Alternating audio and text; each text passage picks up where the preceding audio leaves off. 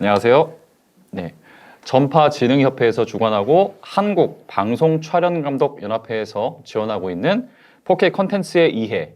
오늘은 디지털 시네마 시대의 라지 포맷에 대한 이해와 촬영 기법에 대해서 KBS 한주열 촬영감독님 모시고 이야기를 한번 나눠보도록 하겠습니다. 감독님 안녕하세요.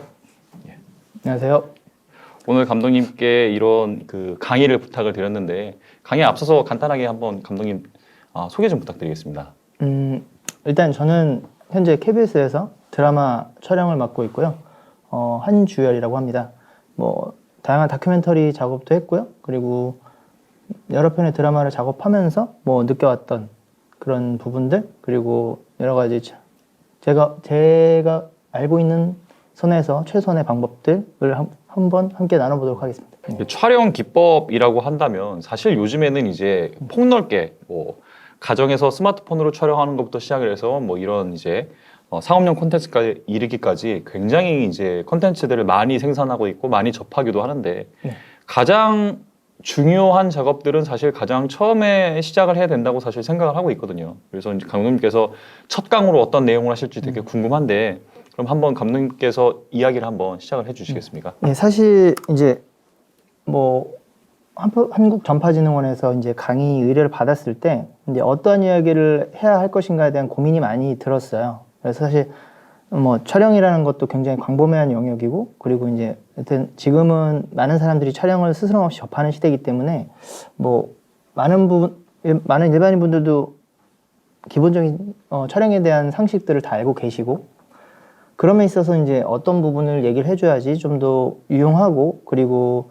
과연 도움이 될 수 있을까에 대한 고민을 했는데, 그런 고민 끝에 내린 결론이 사실 기본이 가장 어렵다고 하지 않습니까? 예, 맞습니다. 예, 그래서 사실 가장 기본적이기 때문에 그걸 쉽게 지나치는 부분들이 있거든요. 촬영이라는 것도 여러 가지 굉장히 디테일한 지식들이 있지만 관용도라든지 셔터 스피드라든지 레졸루션이라든지 굉장히 어렵고 디테일한 지식들이 있는데, 사실 그에 앞서서 기본을 가장 먼저 알아야 되는 것이 중요한 것 같습니다. 그래서 일단 기본적으로 제가 처음 촬영에 들어갈 때 가장 먼저 고민하는 부분들, 그리고 가장 먼저 고민하는 지점들이 사실은 가장 기본적인 부분들이기 때문에 그 부분에 대해서 일단은 첫 번째 강으로 한번 준비를 해봤습니다. 그래서 이제 보시는 바와 같이 좀 챕터를 구성을 해봤는데요. 이제 애스펙트 레이시오, 그리고 이미지 센서 포맷, 그리고 이제 그와 관련된 미장센, 이런 부분들을 일단 첫 강으로 한번 준비를 해봤습니다. 사실 이게 어떻게 보면은 귀동냥으로 한 번씩 들어봤을 법한 내용들이긴 한데 또 막상 이게 뭐냐라고 물어봤을 때 제대로 설명할 수 없는 부분이기도 하거든요. 알려주시는 내용들이 굉장히 기대가 많이 됩니다. 과장님께서는 애스펙트 레이시오, 즉 화면 비율이라는 말을 이제 자주 접해 보셨잖아요. 네. 화면 비율이라는 얘기를 들었을 때 이제 어떤 느낌이나 어떤 생각이 드시나요? 사실 저 같은 문외한 입장에서는 그냥 종횡비 그 정도의 수준이고 그 이상도 그 이하도 아니에요. 그러니까 화면 비율이 어느 정도 나온다 정도의 이미지만 있지 그게 표현할 수 있는 어떠한 메시지라든가 이런 부분들에 대해서는 사실 알고 있는 게 하나도 없습니다. 사실 이제 말씀하신 바와 같이 이제 가장 기본적인 부분이고 너무나도 이제 필수적인 부분이기 때문에 많은 사람들이 간과하고 있는 부분들이 있습니다. 그것에 대해서 이제 얘기를 할 건데요. 첫 번째로 애스펙트 레이시오에 대해서 말씀을 드리도록 하겠습니다. 사실 알고 계신 애스펙트 레이시오가 원래 몇 개 정도 되셨어요? 이걸 보시기 전에? 기본적으로 16대 9, 저희 UHD에 들어가는 16대 9가 있었고 그다음에 이제 최근에 이제 17대 9도 있을 것이고요. 영화용으로 제가 알고 있는 거는 2.4대 1 정도. 그렇죠. 특수한 아나모픽 촬영을 한다. 그러면 6대 5라든가 4대 3. 요 정도까지만 많이 알고 계시네요. 예, 감사합니다. 아니 일단은 사실 일반 분들이 접하셨을 때 화면비는 아까 말씀하신 대로 방송은 16대 9, 그리고 영화용이라고 하면 일반 사람들은 2.39대 1이나 아니면 옛날에 아카데믹 시네마 시절에 1.88대 1 정도라고 알고 계실 텐데요. 일단 가볍게 여기 현재 존재하고 있는 그 화면 비율 중에 몇 가지를 적어봤습니다. 그래서 가장 대표적인 게 16대 9가 있고, 또 이제 1.88대 1 아카데믹 사이즈 17대 9가 있고, 또 이제 예전에 그 TV 화면 사이즈라고 하죠. 4대 3 비율. 근데 원래 이것은 이제 뒤에도 말씀드리겠지만 슈퍼 30mm 포맷의 이제 정방향 구조에 가까웠던 옛날 사이즈, 그래서 4대 3 비율이 있고요. 그리고 이제 시네마스코프 비율이라고 하죠. 2.39대 1이 있고 뭐 2.66대 1이 있고 뭐 대표적으로 한 요 정도를 적어봤는데요.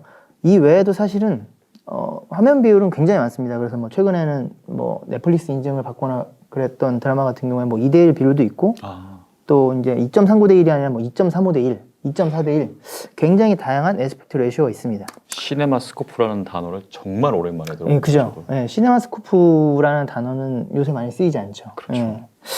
그래서 아까 말씀하신 대로 사실 예전에는 방송은 16대 9, 영화는 뭐 1.88대 1이나 2.39대 1 이런 이분법 같은 틀이 존재했죠.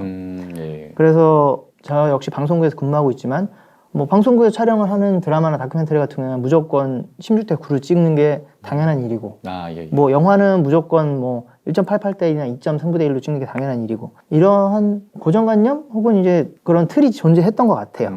그래서 에스펙트 레이시오를 어떤 뭐 방송이나 영화 시스템 안에서 지켜야만 하는 무조건적으로 지켜야만 하는 틀로만 인식이 됐던 경향이 있고 그것은 어떻게 보면 사실 굉장히 좀 이분법적이고 안일한 사고방식이라고 할 수 있죠. 이제 저 같은 경우에는 이제 하나의 드라마 촬영 프로젝트를 의뢰받으면 일단 가장 먼저 하는 것이 제가 선택을 하고 고려하는 요소가 바로 이 화면 비율입니다. 화면 비율. 예, 그래서 이 드라마가 어떠한 주제의식을 갖고 있고 또 어떠한 뭐 이야기를 담고 있고 그리고 이제 거기 나오는 주요 인물들은 몇 명이며 네. 뭐 그룹샷이 많은지 혹은 개인 인물샷이 많은지에 따라 굉장히 화면비가 차지하는 요소가 크거든요. 그래서 일단은 화면비와 그리고 이제 다음번에 얘기할 이미지성 포맷에 대해서 먼저 고민을 하고 결정을 하고 시작을 합니다. 그렇다면 이제 방송과 영화라는 것이 기술적으로 봤을 때 사실 종횡비에 제한이 있는 것은 아니지만 네. 사람들이 관념적으로 생각하기에는 방송은 이래야 한다, 시네마는 이래야 한다라고 생각해서 이런 틀들이 존재했다는 말씀이시죠? 어떤 지점들이 있었죠. 그래서 예전에는 기억하시죠? 그 4대3 네네네. 후백 화면에 예. 그때 당시에는 사실 TV가 화면을 꽉 차 있었잖아요. 그렇죠. 거기에 블랙바가 쳐지거나 그랬던 걸 보신 적이 있으신가요? 없습니다. 네, 그래서 사실은 얼마 전까지만 해도 방송국에서 이제 뭐 저도 많이 겪었던 일인데 이제 좀 시네마틱한 비율로 가보고 싶어서 뭐 1.85대1로 한번 블랙바를 씌워서 나가보자 제안을 하면 방송 윗선에 계신 분들도 이제 그거는 좀 시청자들에게 익숙하지 않은 거 아닌가라는 얘기를 하시지만 또 그렇게 항의 전화가 많이 온대요. 방송 사고 난 거 아니냐고.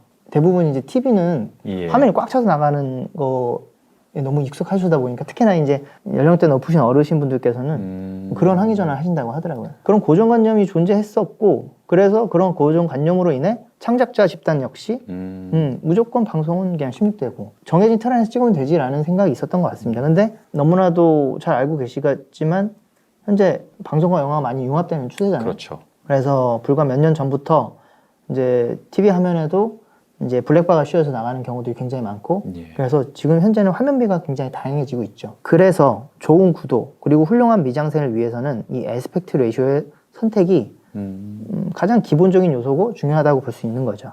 예, 잘 이해했습니다. 네. 화면비라고 하면 사실 저는 그림 같은 거 그려보셨죠? 예. 그래서 사실은 이제 촬영을 한다고 하면 그걸 이제 뭐 회화를 그리는 거에서도 많이 비유를 하잖아요. 네. 그러면 사실은 어디 한 곳에 선을 긋기 전에 사실 어떤 캔버스에 그릴 것인가라는 선택도 굉장히 중요하잖아요. 그렇죠.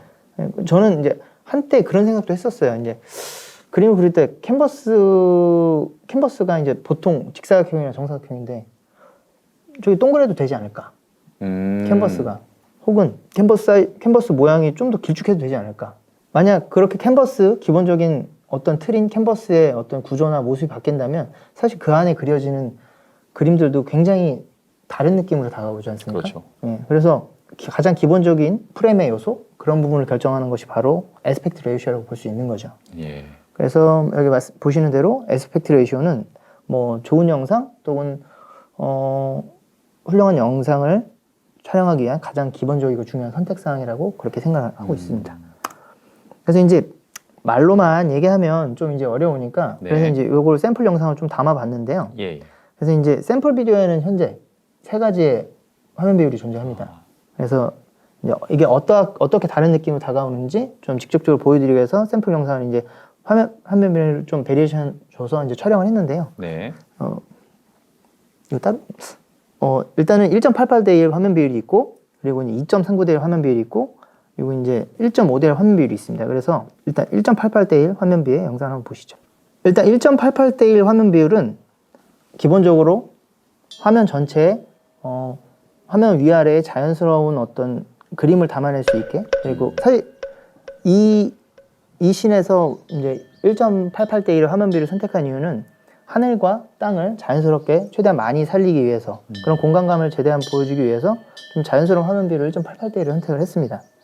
그래서 뭐 보시는 바와 같이 어떤 좀 넓은 공간에, 그리고 탁 트인 공간에 하늘과 땅이 적절하게 배분되어지는 그런 구도를 잡을 수가 있죠. 네.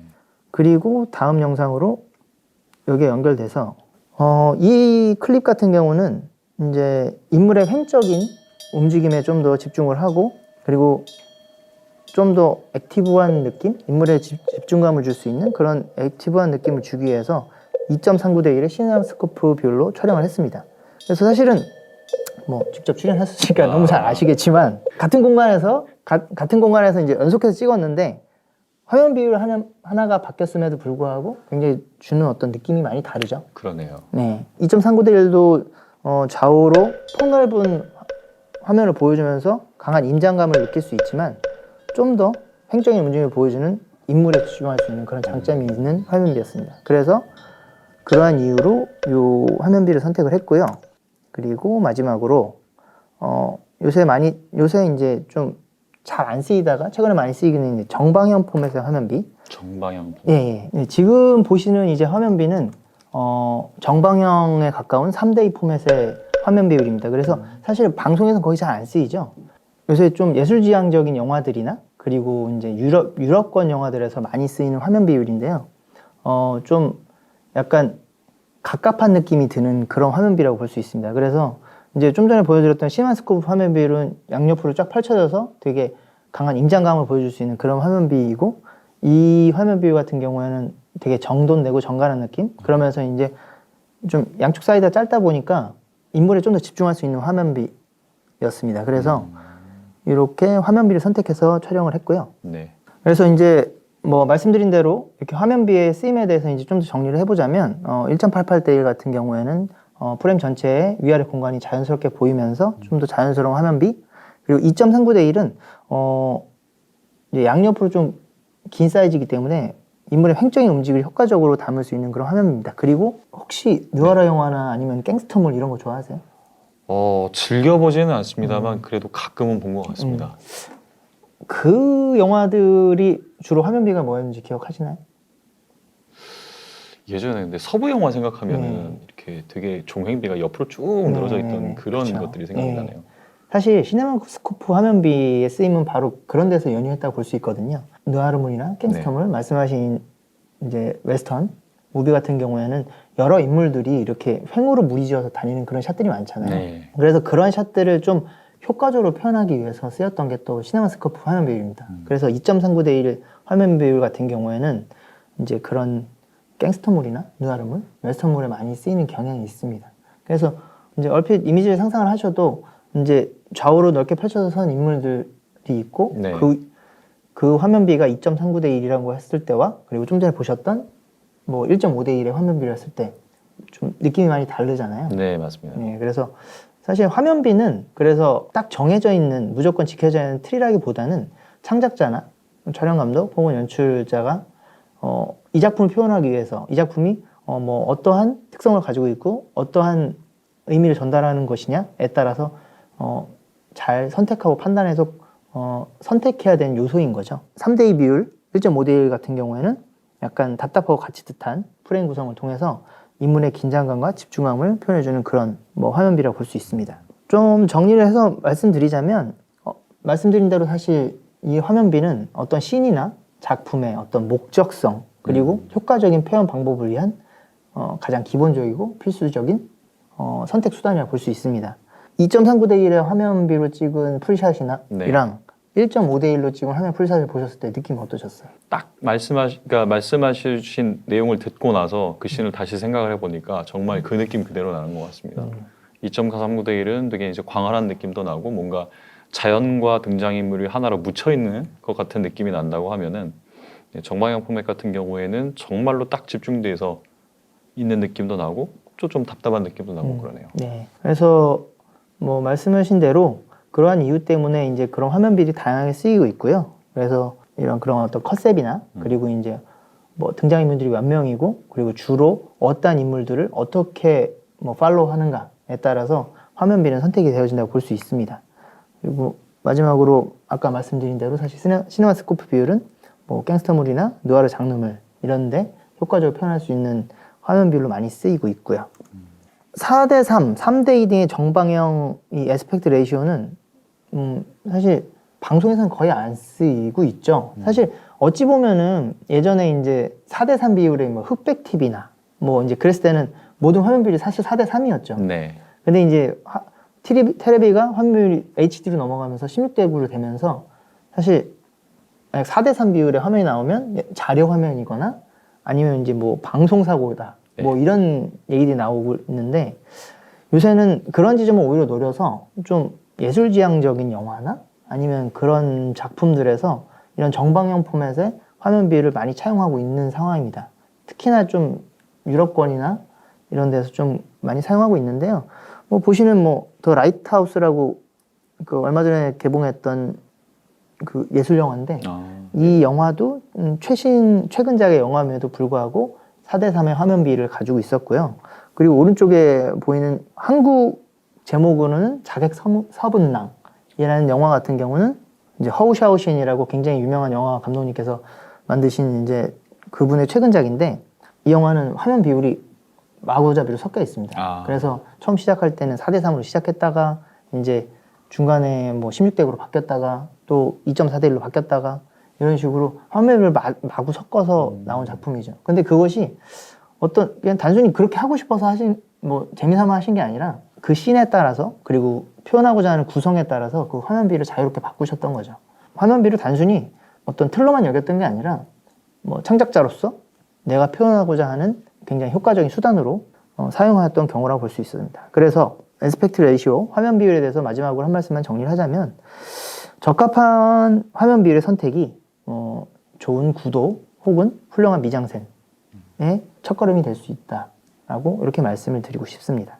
설명해 주신 내용을 듣다 보니까 제가 예전에 이제 드라마 시그널을 처음 봤을 때가 생각이 나네요. 거기도 이제 과거 회상장 장면 같은 경우하고 현재 시점에서 나왔던 장면하고는 이렇게 비율이 달랐는데 그걸 보면서 아 이게 왜 이랬을까라고 생각하는데 오늘 설명해 주시는 걸 듣다 보니까 이제 다 이해가 갔습니다. 그래서 사실 화면비라는 거는 그러니까 그런 말 많이 하잖아요. 그 공기는 우리 주변에 있어서 너무 흔한 거라서 사실 잘 못 느끼잖아요. 네네. 근데 그게 얼마나 중요한지는 어서 봐야 하는 거라고. 그렇죠. 네.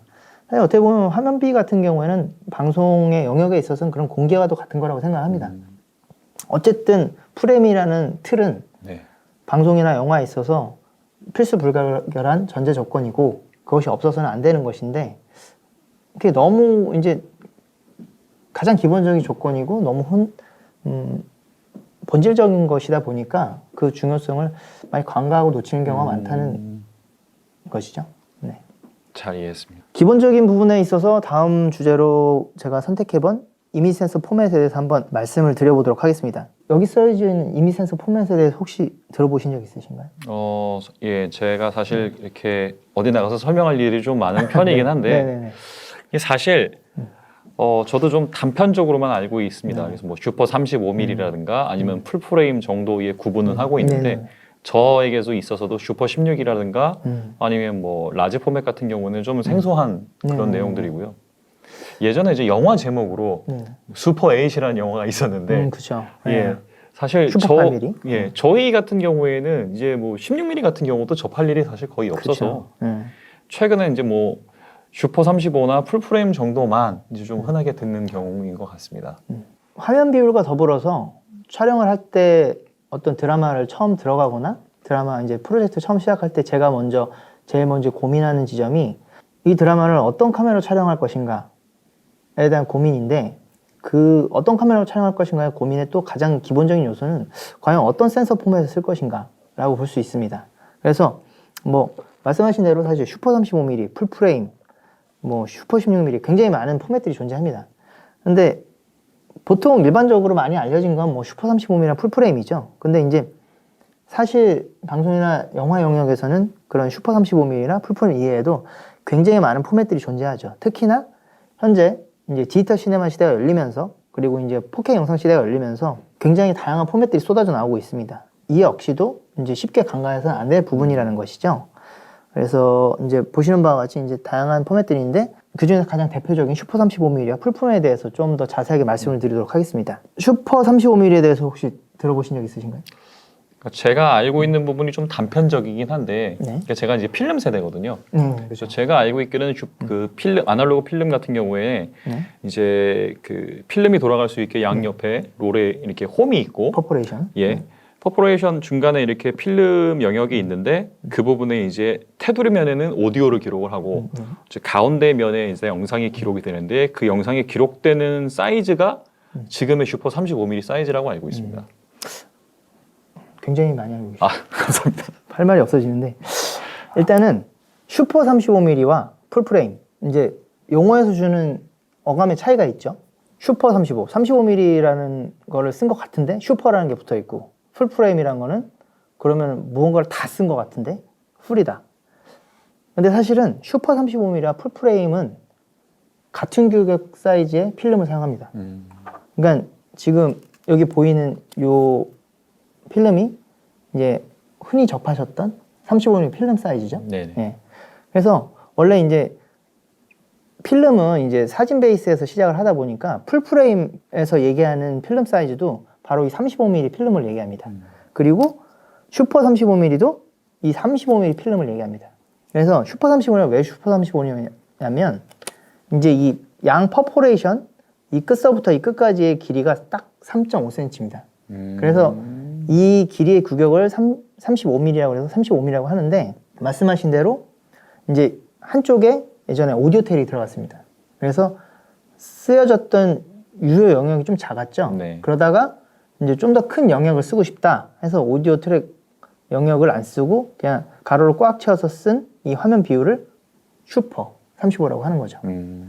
그리고 풀 프레임이라는 거는 이제 슈퍼 35mm 같은 경우에는 이제 이 필름이 이렇게 세로로 위에서 아래로 구동하도록 작동이 됩니다. 네. 그래서 한 뭐 뒤에도 말씀드리겠지만 한 2418 정도의 어떤 규격의 필름 사이즈로 촬영이 되고요. 풀 프레임이란 거는 이제 보통 사진을 찍을 때 저희가 로딩을 할 때 양옆으로 로딩을 네, 하잖아요. 그렇죠. 그래서 양옆으로 구동하는 방식이잖아요. 그때 쓰여지는 영역이 36mm, 가로 36mm, 세로 24mm입니다. 그래서 그 영역을 다 썼다고 해서 풀 프레임 영역이라고 하는 거죠. 그래서 제가 말씀을 드린 대로 이제 사실은 같은 필름을 사용하는 것이고 그것은 이제 뭐 세로 방향으로 구동을 하느냐, 가로 방향으로 구동을 하느냐에 따라서 이제 달라졌던 건데 이제 이렇게 전문적으로 그걸 이해하기 전까지는 사실 일반적인 사람들의 입장에서는 슈퍼 35mm와 풀프레임이 이제 어떤 커다란 차이가 있는 것 같고 그리고 이 필름도 35mm인데 네. 슈퍼 35는 슈퍼가 붙었는데 왜 슈퍼 35가 더 작으냐 이런 의문을 가진 사람도 많았거든요. 그래서 사실 좀 이제 용어들이 이제 체계적으로 정리가 되어 온 게 아니라 이제 그때그때 임시 방편으로 용어들이 이제 정해지고 하다 보니까 좀 어떤 맥락을 이해하기 전에는 이해하기 어려운 부분이 좀 있죠.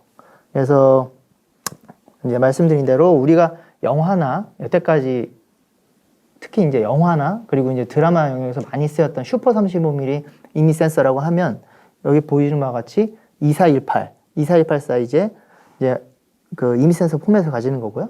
그리고 풀프레임이라는 경우 같은 경우는 이제 필름이 가로 구동을 하면서 3624 그래서 좀 더 넓은 영역에 촬영이 되는 거죠.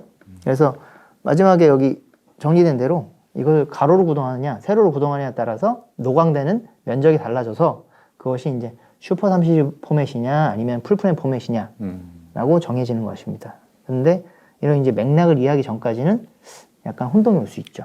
그렇네요. 이게 확실히 저도 디지털과 아날로그를 모두 경험한 세대이긴 하지만 지금 생각해보면 이제 필름에 대한 기억이 별로 없거든요. 근데 지금 디지털 시네마가 시작이 된 지 한참 됐음에도 불구하고 근본이 전부 이제 필름 시대부터 쭉 이어져 와서 그런 개념들이 아직도 사용되고 있다는 게 또 그걸 다 알아야 완전하게 이해를 할 수 있다는 점이 참 흥미로운 부분인 것 같습니다. 그렇죠. 예. 사실 이제 뒷부분에도 다시 한번 제가 짚고 넘어갈 부분이긴 한데 사실 현재의 디지털 시네마 촬영 환경은 많은 부분이 이제 필름 시대의 촬영 어떤 기법에서 그 토양을 두고 있는 부분이 많습니다. 그래서 어떤 용어라든지 그리고 어떤 기술이 가지고 있는 기본 베이스를 이해하기 위해서는 사실 이제 필름 시대 네. 그 시대의 어떤 기술이나 컨셉을 이해해야지만 좀 그 맥락이나 용어의 맥락이나 그 기술의 맥락을 이해하기가 좀 쉬운 부분이 많습니다.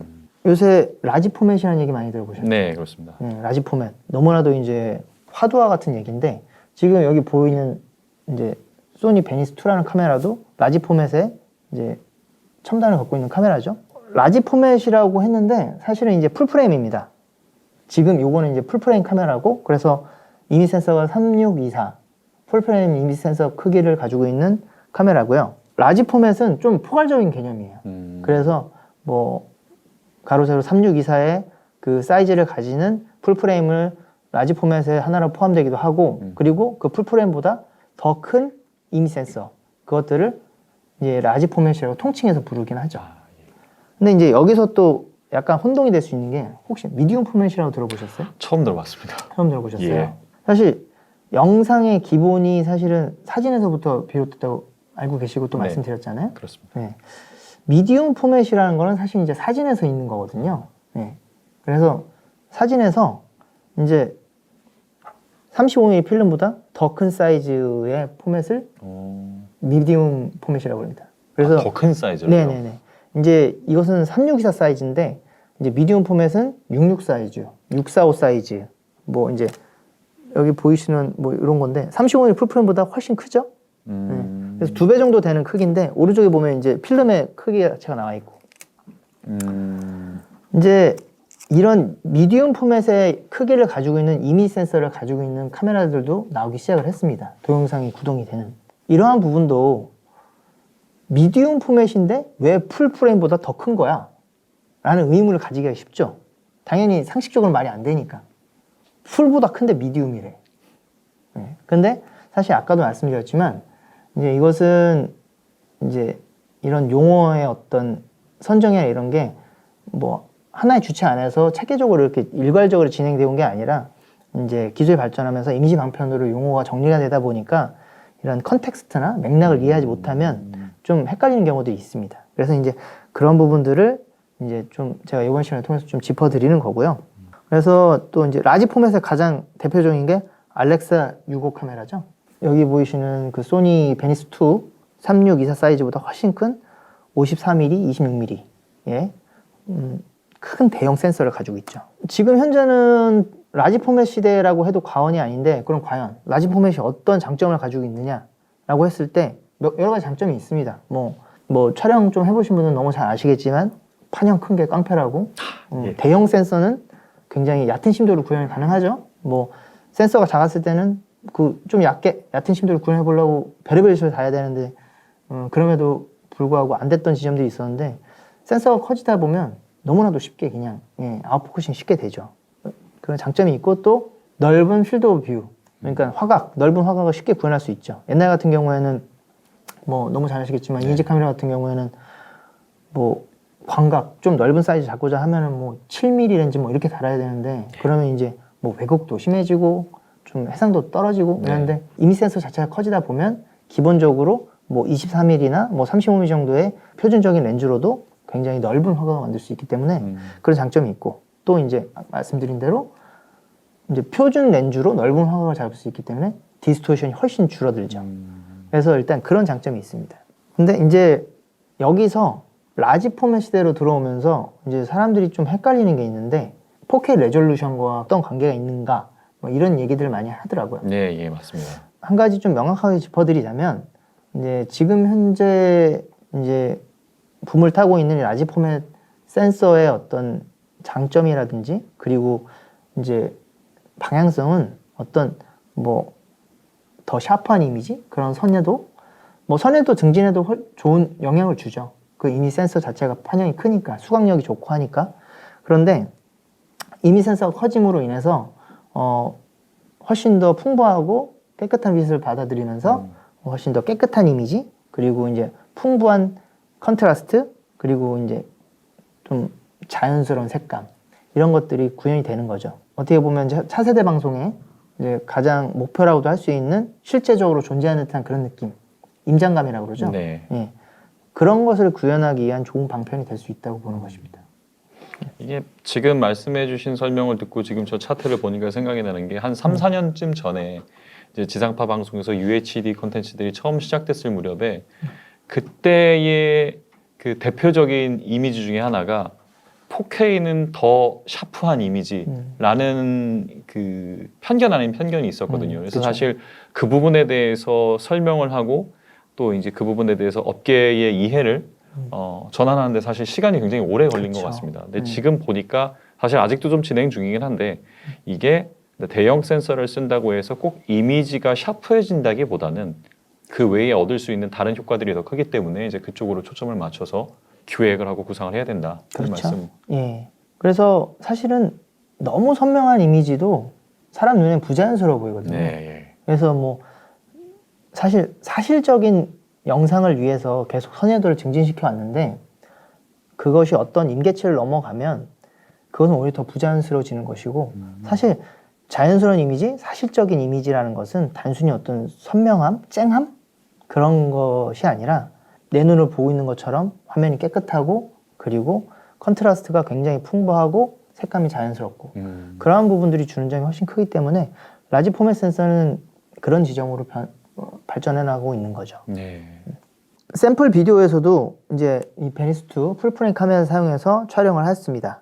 샘플 비디오 영상 보시는 바와 같이 이제 왜 대형 센서를 사용했냐 했을 때 대형 센서가 가지고 있는 굉장히 높은 수강력 그리고 이제 촬영 컨디션 자체가 광량이 많지 않은 상황이었기 때문에 그 상황을 이제 커버할 수 있기 위해서는 대형 센서가 필요했었고 그리고 공간을 충분히 넓고 그리고 왜곡감 없이 담기 위해서라도 대형 센서가 필요했었습니다. 그래서 이렇게 촬영을 진행을 했고요. 그래서 그런 장점을 최대한 잘 활용하고자 풀프레임 센서를 선택을 하였습니다. 이제 좀 정리를 하자면 이미지 센서의 포맷 역시 이제 앞서 말씀드린 에스펙트 레이쇼의 결정과도 비슷한 방향성을 가지고 있다고 볼 수 있습니다. 단순히 제가 이제 라지 포맷 센서의 장점에 대해서 많이 언급을 했지만 단순히 라지 포맷 센서가 무조건 좋은 것이고 그래서 무조건 라지 포맷 센서를 사용을 해야 된다라고 한다면 그런 것은 아닙니다. 그 작품이 가지고 있는 목적성 그리고 그 작품을 표현하고자 하는 방법성에 따라서 큰 센서를 사용하는 경우가 좋을 수도 있고 오히려 뭐 슈퍼 16mm나 뭐 아니면은 뭐 슈퍼 8mm까지 그런 작은 센서가 가지고 있는 어떤 특징들을 활용해 더 좋을 때도 있습니다. 그래서 그런 한 목적성을 가지고 센서 포맷을 결정을 해야 된다는 것이죠. 그래서 뭐 가장 쉬운 예로 네. 이제 일단 레버넌트라는 영화는 잘 아시죠? 예, 예. 네, 레버넌트라는 영화는 이제 뭐 디카프리오가 처음으로 나무전상 수상해서 너무나도 유명해진 영화이기도 하지만 그 이전에 촬영적으로도 굉장히 유명한 영화인데 거의 최초로 알렉사 유고 가장 큰 대형 센서를 사용해서 촬영을 한 작품인데 이 주인공이 살던 그 척박한 시대의 그런 자연 환경 그리고 그 공간감을 잘 보여주고 그러기 위해서 이제 대형 센서를 채택을 했는데 그것이 이제 그 작품의 목적과 너무 절묘하게 잘 맞아 떨어졌죠. 그래서 이제 그 엠마누엘 르베즈키라는 촬영 감독에게 뭐 3년 연속 아카데미 촬영상을 안겨줬던 작품이기도 하고요.